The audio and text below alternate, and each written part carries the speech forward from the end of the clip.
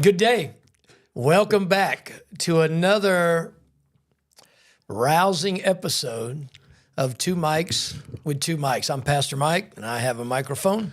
And I'm Pastor Michael, and I too have a microphone. And we have had our holiday hiatus, as many have, through the new year and whatnot. And obviously, with being part of a church and being pastors, we have had we've been booked. It's been a great time. We had great Christmas Eve services, great New Year's services, a great start to the new year.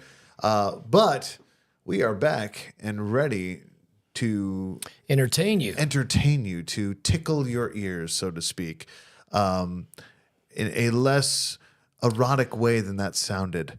But yes, tickling your ears with great things. But let's start with this. a great many things. We've discussed things before on here, but we've had new people tuning in of all different shapes, sizes, demographics, backgrounds, histories, and so on and so forth. Many people have never been, maybe this is you've never been to a church. And if you've been to a church, maybe it's the stand up, sit down, be quiet, sing this, read this out loud, that kind of stuff. Traditional church. Very traditional. Right. And some of you have never been into a church, and your only depiction is the things that you see in entertainment. Boring, or again, traditional, Just old religious, people. things like that. Yeah.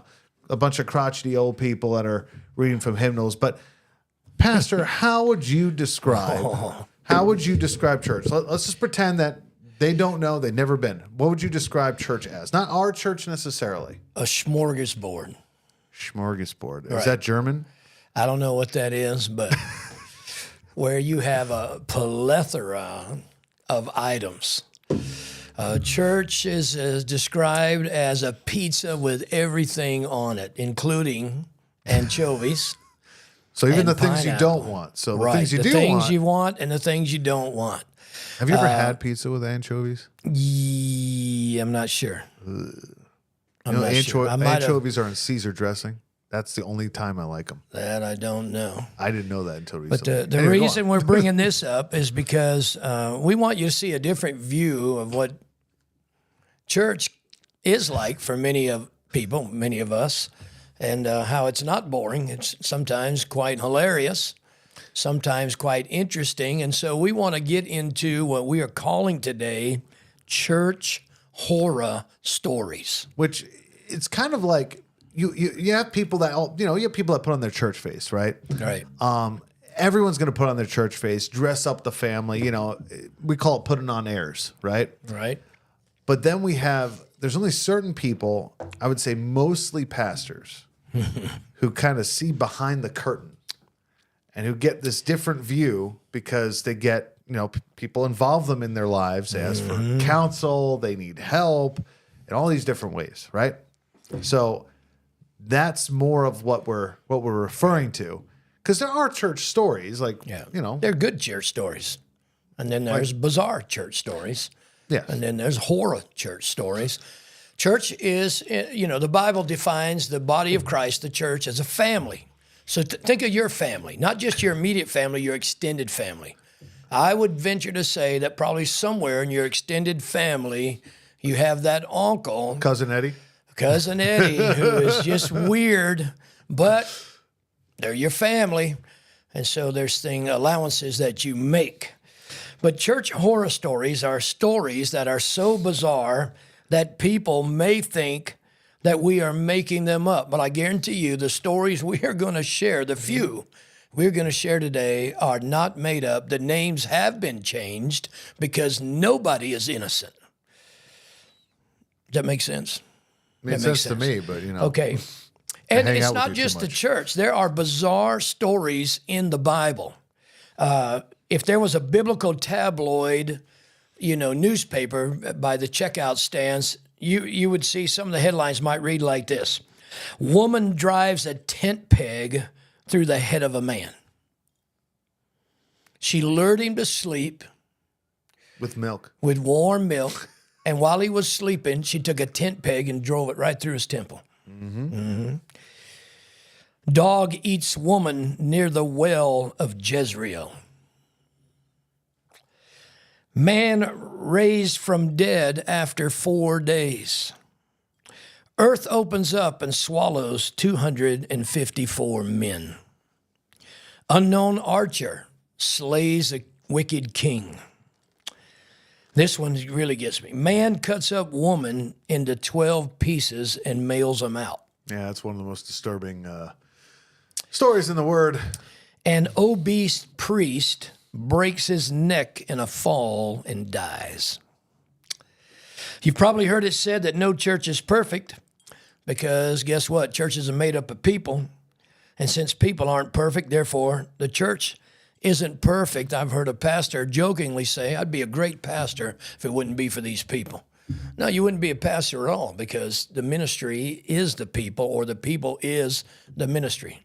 Now I want to hit the pause button real quick. Yeah, hit the Because pause. very clearly you were reading from something. I'm reading from... What is he reading from? They're asking. I am Why? reading from an unpublished book that I wrote in 2018 that I am Writing still. writing still, and we'll get that was going to help young ministers. It's going to help pastors that don't have mega churches, which we don't, Not yet. not yet. So anyway, it's good. And this chapter is called "I Can't Make This Stuff Up," and these are true stories. And he's pulling from I'm pulling his from history. It's written right, down. actual Yeah. hands-on. Actually, you're going to go first. I am. So, what have you observed? Okay, and- so this, what have I observed? There's a lot that we observe here. Observations are different than the stories, but I'll say this. You think of the traditional churches, you think of that stuff. Our church is a charismatic, non-denominational, Pentecostal. Those would probably be, if you took those three and you just put it right down the line, we're somewhere in between those three and everything in between. And so, yes, we are a hand-raising church. That is a command in the Bible, lift holy hands to heaven. We do have a full drum set. I'm actually one of the drummers. a very good drummer, I might add. Some have said that. I beat the drums like they owe me money. But anyway, it's true, I do. But we don't handle snakes. No, there are some non-denominational, charismatic Pentecostals that will literally wield snakes. I mean, you're going to find that in the Bible Belt in Tennessee and all those other places. But the point is, that's our church. So we do have a sound system. It's not, traditional, no stone, no tile, stuff like that. It's a modern building.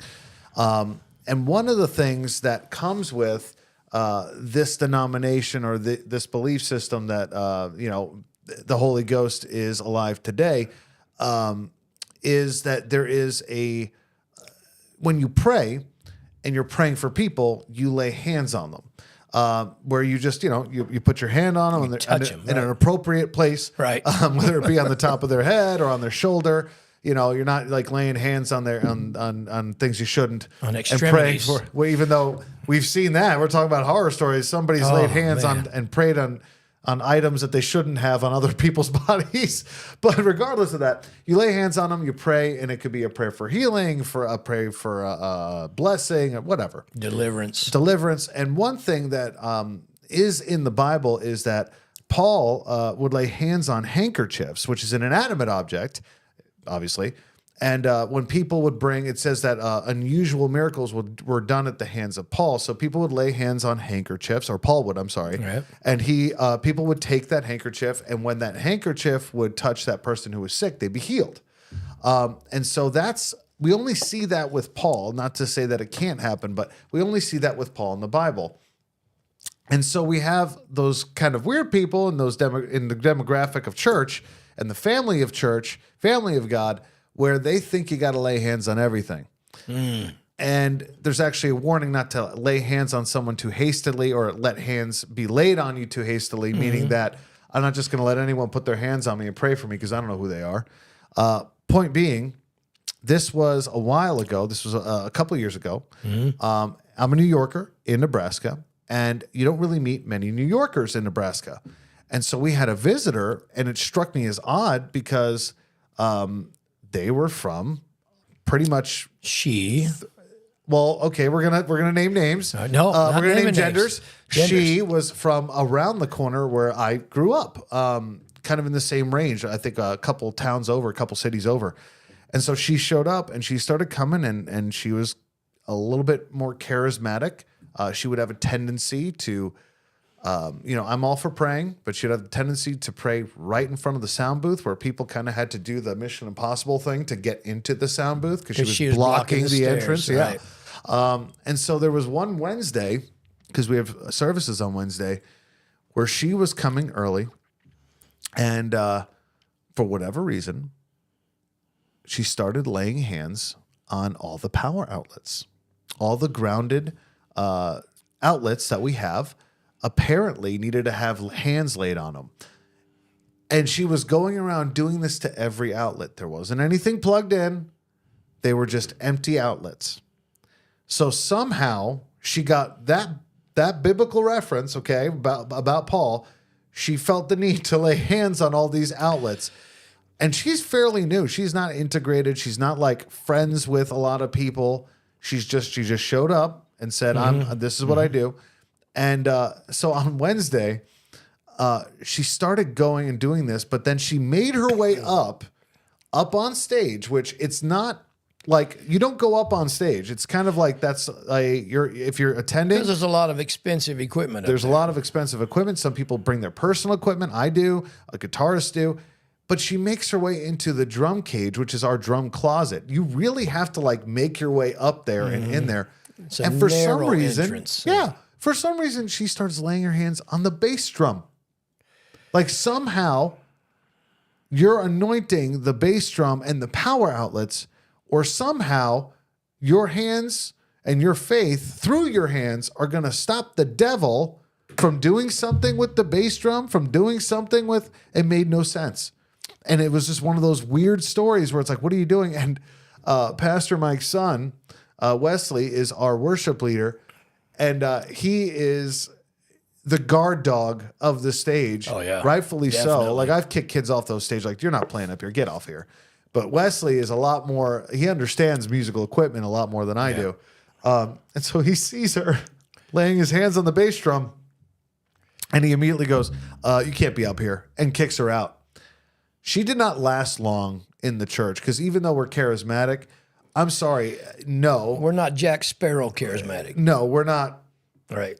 Oh, I got to lay hands on everything. Like, it made no sense. It was just this weird thing. She didn't last much longer after that. Now, to play the advocate here, I mean, I have prayed over every chair in the sanctuary. Why?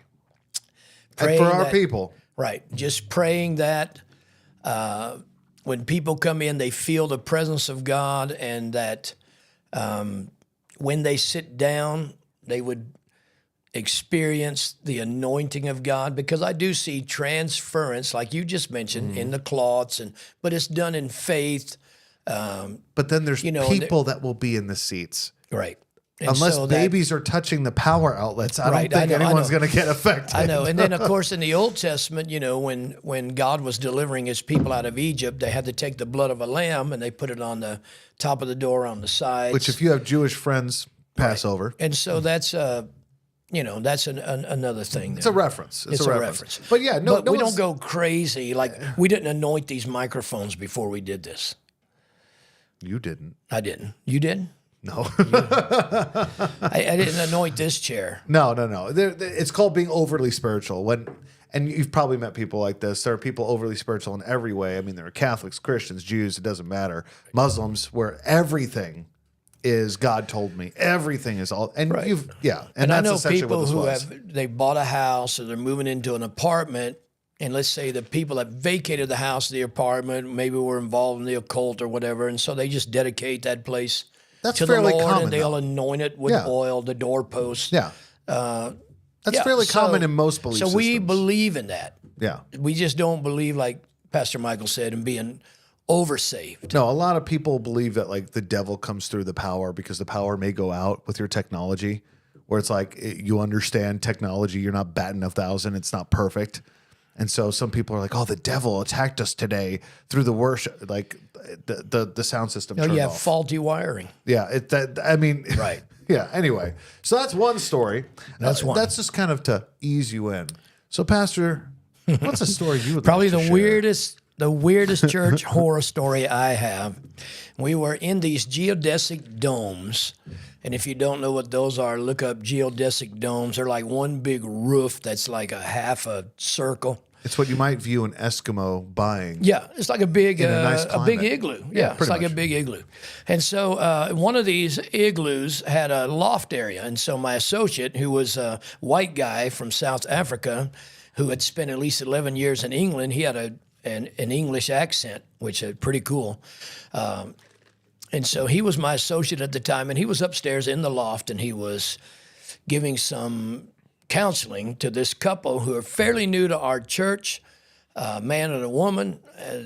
They had three, let's see, 1, 2, 3, at that time, 1, 2, at least 3 kids, maybe 4. They had one set of twins. How long were they going for? How long had they been coming? Yeah. Were they serving? Were they in? No. They still checked, probably a month or 2. Okay. And some people in our church who still come to our church, the ones invited them, and they had problems with meth. And so because of their drug problem, their children had been taken away from them. These guys were probably in their late 20s, okay? And so my associate pastor's up there talking to him, and I'm locking up downstairs, getting ready to leave, and he comes down the steps, and he says, Pastor Mike, I think you need to come upstairs. And I said, what? You can't handle a little counseling? Nah, I think you really need to come up and hear this. And so this couple, they had the same last name. So I thought, well, maybe they'd gotten divorced and, and now they're shacked up. They got back together, but they haven't been married yet, and maybe that was the problem. And so I said, what? You can't handle a little count? No, I think you need to come up and hear this. So I'm thinking, what? Are they just living together without the sanctity of marriage? Is that what the deal? He goes, nah, it's worse. And I said, what? And he goes, they're brother and sister. And I'll say like David Hogan said, I threw my hamburger on the floor. They were brother and sister. Well, they weren't brother and sister, like they were half brother, half sister. They had the same dad, but they had different moms. And evidently when this kid was 18 and he knew that was his half sister, she was 24, he went through a heartbreaking breakup with his girlfriend, and he went to his half-sister for comfort, and she comforted him a little too much. And out of that, they had a set of twins and another kid. And so... and where were they from? Well, they had moved here from Colorado. And they'd actually... not one of those other states. Not Tennessee Viewership. or Arkansas but we did call... West Virginia. We did call Backwoods, those. West We did Virginia. call some of those states, Mississippi, Tennessee, and to see, hey, can you marry, have brother, have The sister? legality Of course, it, yeah. no state would do that. So they were half brother, half sister. So I had to take the lead, man. I tell them, no, this isn't right. You guys need to separate. Well, but we love each other. That may be, but anyway. So that's probably one of the weirdest horror stories I've heard. And that's that's Experience. one of the things is like that word love gets tossed around. It's a feeling. Like I get it.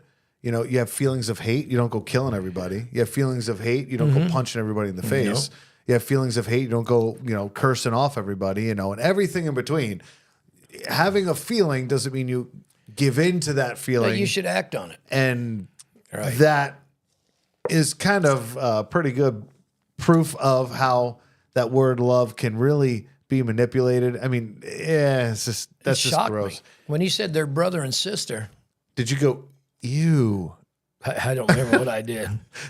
That's a good way to start the conversation. They're know, brother and sister. I opened up That's the Bible. gross. How'd you guys do that? I opened up the Bible where it says in the Old Testament you should not uncover your sister or uncover your brother. And that doesn't mean don't just not peek. It means- literally means sexual. It means not creating, for those of you who know the Goonies, a chunk. I think it was his name. Was his name Chunk? I Or don't is it, yeah, Chunk, the guy in the Goonies who was basically dropped on his head, but was like a super giant dude. Creepy guy. But that's what you imagine when you think of incest. So that's just gross. That's just gross. Well, that's a church horror story. They ended up of course, having to go to prison. And I don't Having know. to go to prison, Yeah, or they got were convicted. sentenced? Okay, yeah. Yeah, they were convicted and sent to prison. I don't know what happened after that. For meth or for meth. Okay, I was like for more. No, kids? I guess evidently one reason they thought it was okay for them to live together and continue to have children. Well, a couple of reasons. One, they said, "Hey, our kids aren't messed up." I said, "Not yet." Yeah, they're like 4 years old, 5 years old. Hopefully, they won't be messed up. I mean, that's one reason they don't allow that close that union. Yeah. Because of genetics and DNA and all of that. Yeah, it can cause a lot of issues. A lot of abnormalities and mental. Yep. And so one reason they defects. felt it was good, because their kids so far didn't display any defectiveness.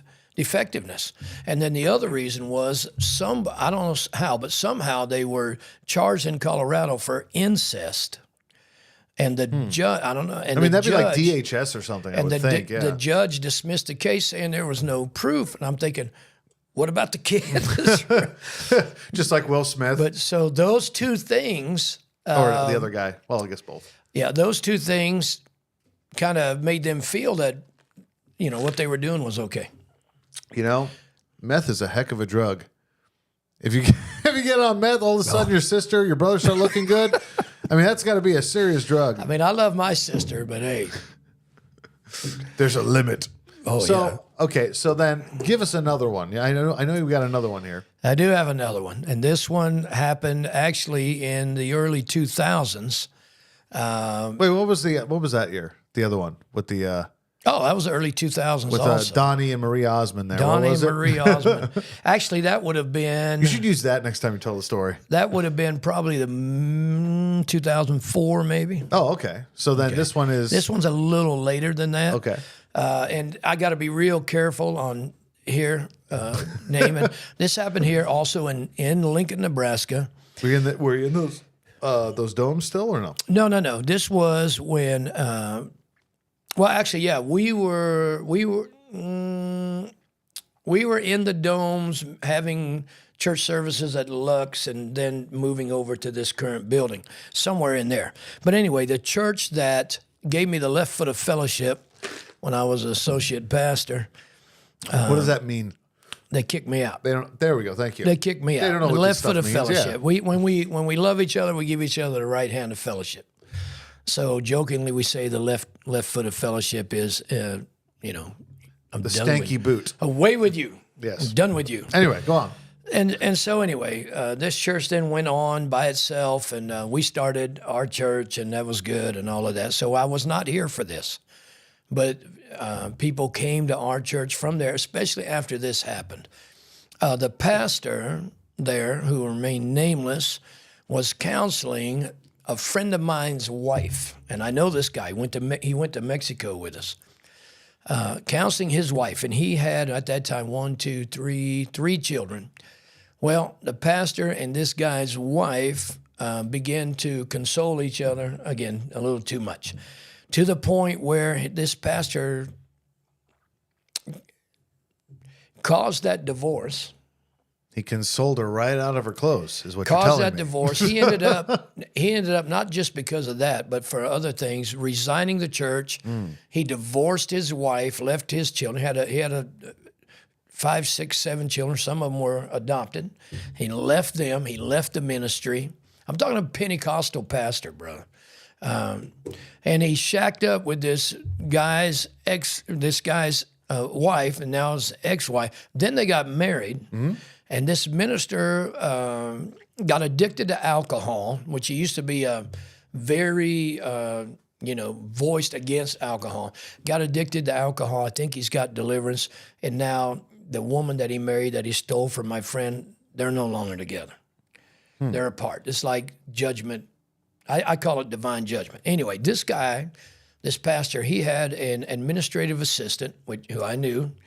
And this administrative assistant took over the church when this pastor resigned. He had a wife and he had a daughter that was just starting college. But come to find out, shortly thereafter,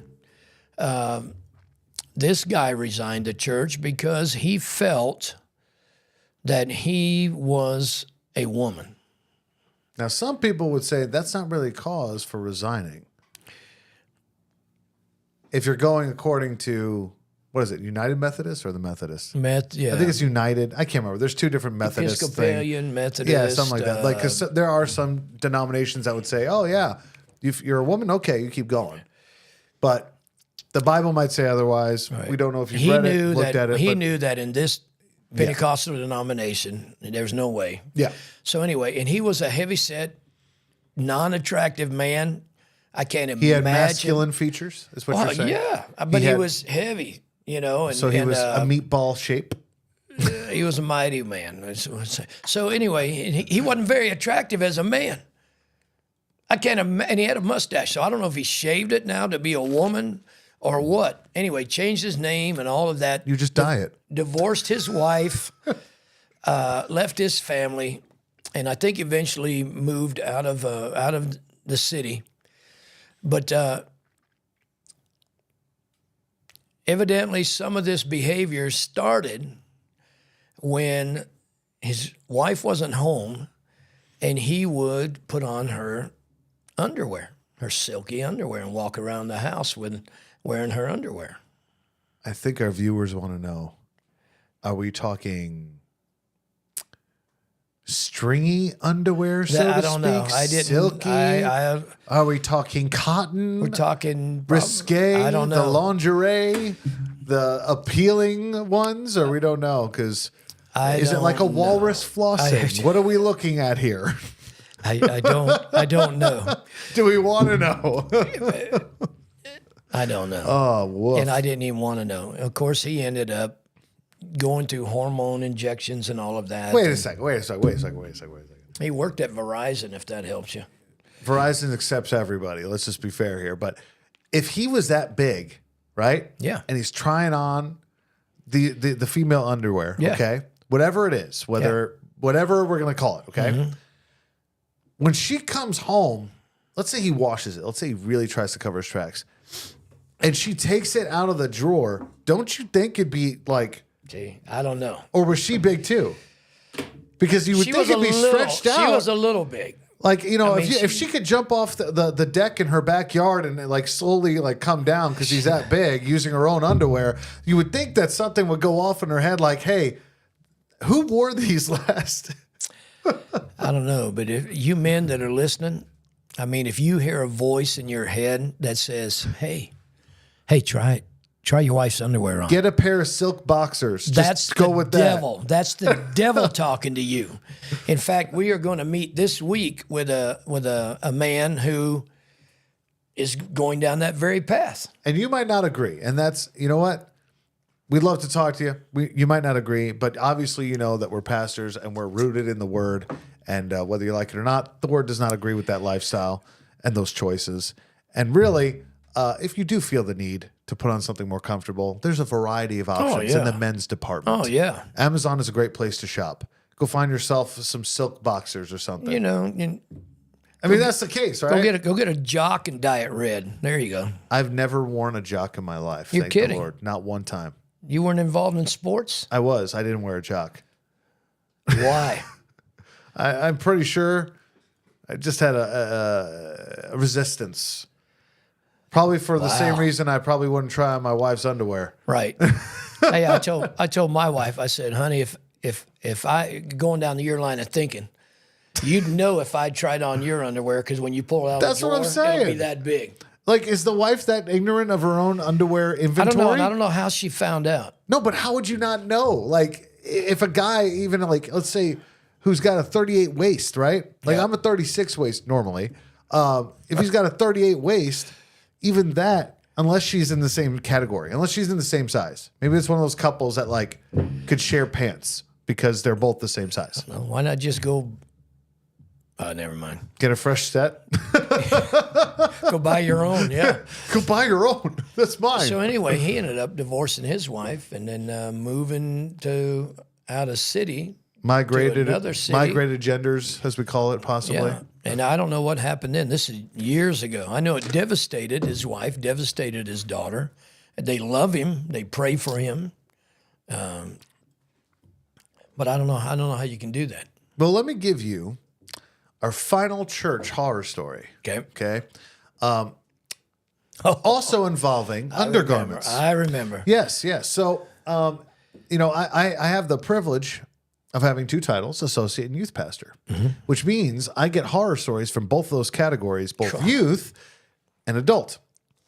This one, people have actually, because I've talked about this before, and people said this wasn't true. I don't know how else to convince them, but this is 100% true. Didn't make this up whatsoever. Never thought in my wildest dreams this would be an issue as a pastor, but it was.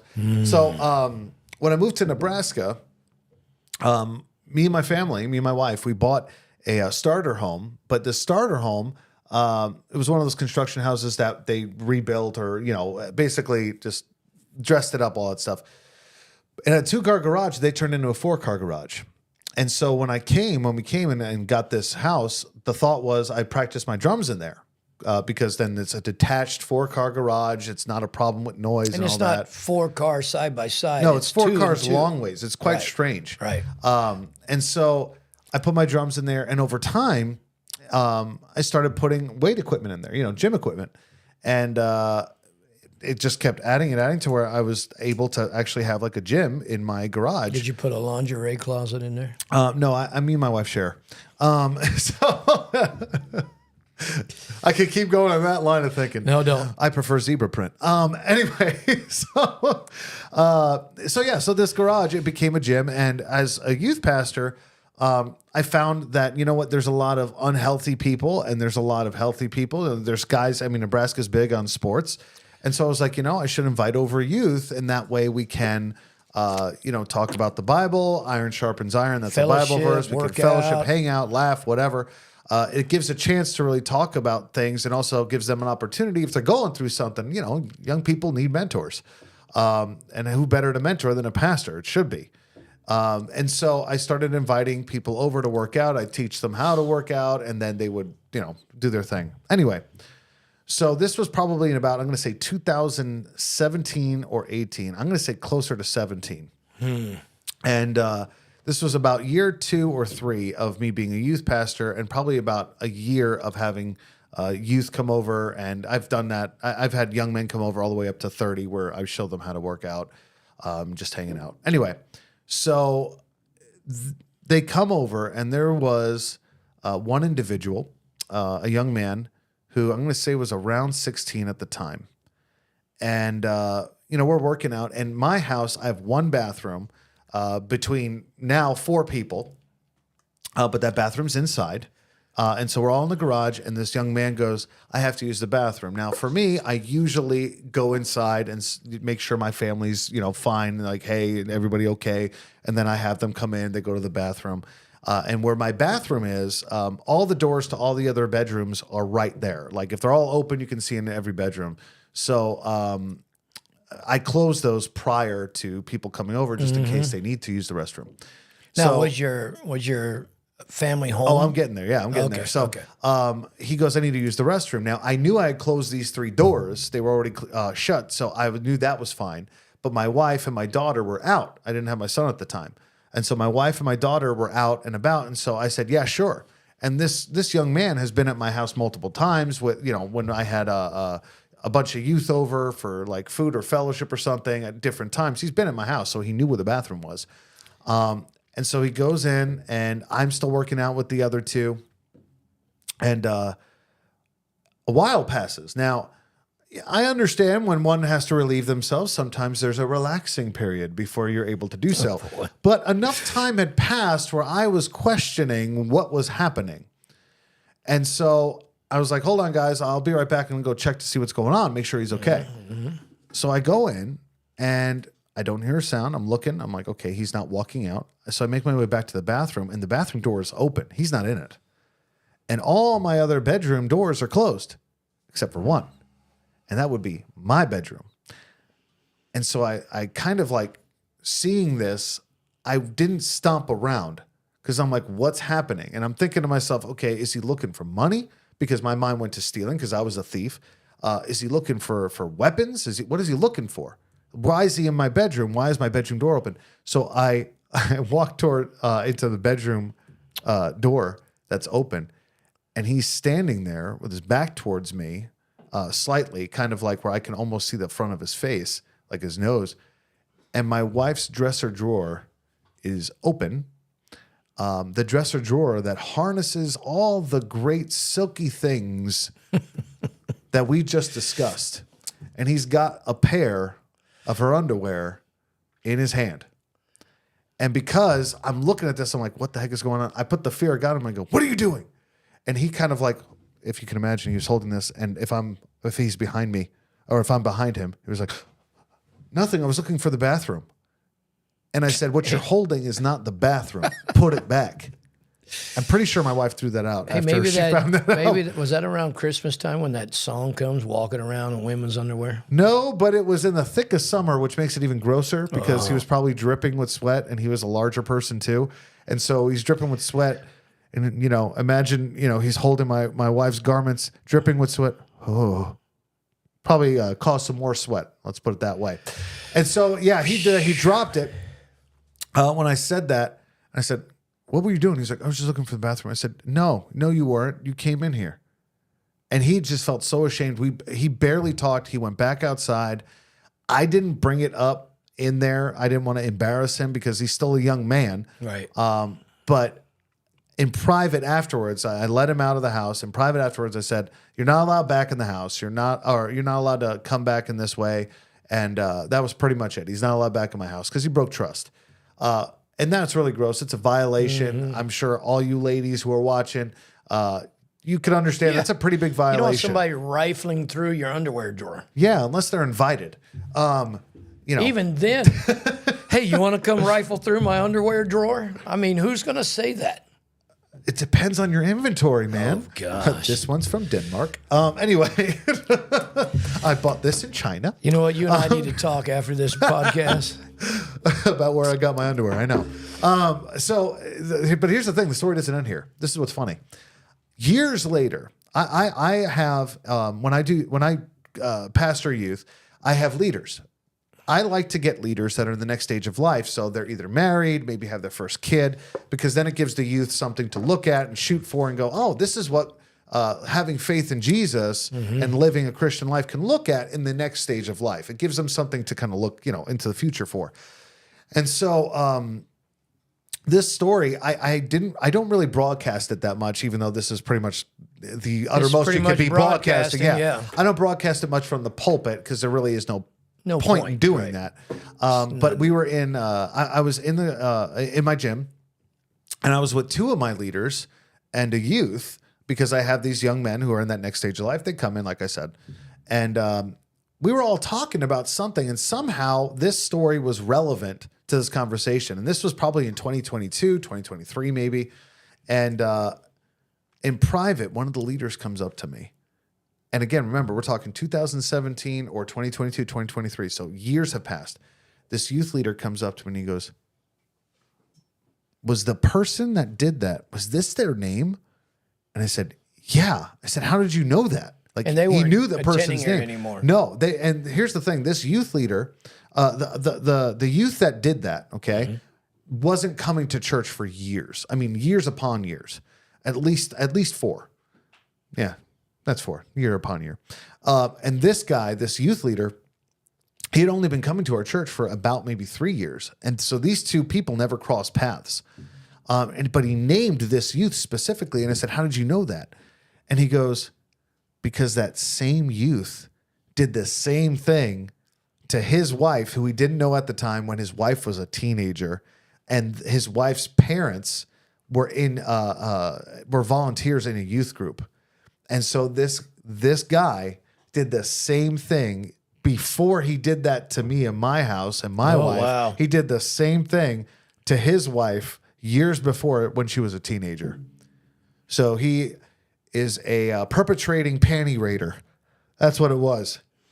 And yeah, I'm probably talking more of the boomer talk right now, but that's essentially what he did. And panty raider. Yeah, remember panty raids? That was an old thing. Nope. Okay, well, apparently I'm a sinner in a couple different generations.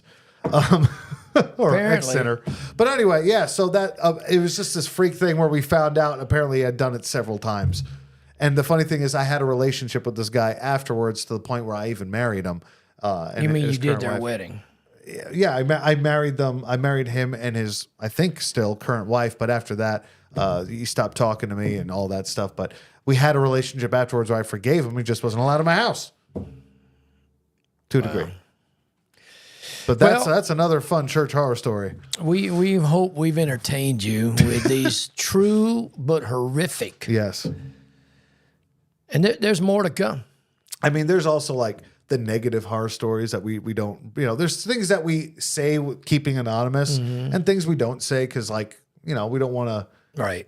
I mean, these are kind of just outliers. There's obviously people that confide in some of the worst stuff that, drugs and alcohol and adultery, where we're not going to necessarily speak about them in this manner. But enough time has passed with these people have moved on and they're probably never going to watch this. And so for you, it's entertainment. Enjoy. Feast upon these stories. That the church is made up of people, and so there is no perfect church because there are no perfect people. It's true. It's true. With that being said, want to take us out? No, I'm going to let you take us out. I just want to say, hey, thank you. Thank you for listening. That's not taking us out. Yeah, I tell you what, if you have a church horror story that's true, and we're not saying we're going to put it on the air, but Maybe. If we get enough, we have to verify it. Well, that's what I'm saying. If we get enough church horror stories from you, where it's like we can kind of comb through them, we'll read them as long as we comb through them first. I mean, there's no guarantee. Like if you got, somebody, I'm not gonna go there. Send us a church horror story, and we'll see if it makes it on air. How about that? We'll see. We'll comb through it. We'll see if it makes it on air. If we get enough of them, we'll do a whole episode where we're just reading people's church horror stories. I have no problem doing that as long as they're appropriate, which we'll figure that out. But send them to asktwomikes@gmail.com. That's ask2mikes@gmail.com. Send us a church horror story that you think will make it on air. Yeah. I'll read it. Pastor Michael will read it. It'll be a fun time. But thank you for listening. Thank you. We're glad to be back. More to come next week. See you next time. Love you.